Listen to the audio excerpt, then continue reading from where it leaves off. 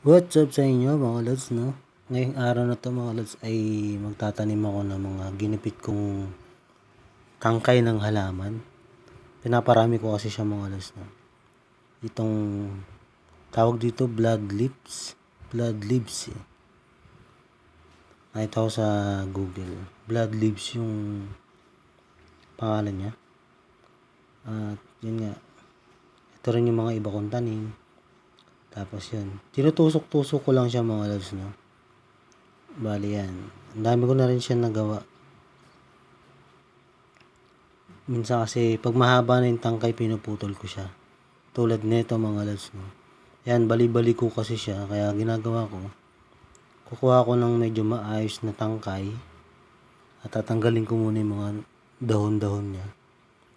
Tapos yan, ipunin ko yan mga lods. Bali, pinaparami ko to para, kasi maganda siyang tignan.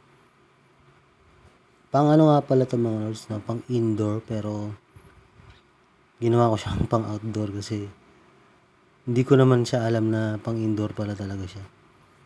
Nabili ko lang to mga lods, mga ilang piraso pa lang siya nung nabili ko siya. Pero ngayon ang dami na kasi. Ayun nga, sinubukan ko siyang itry na paramihin.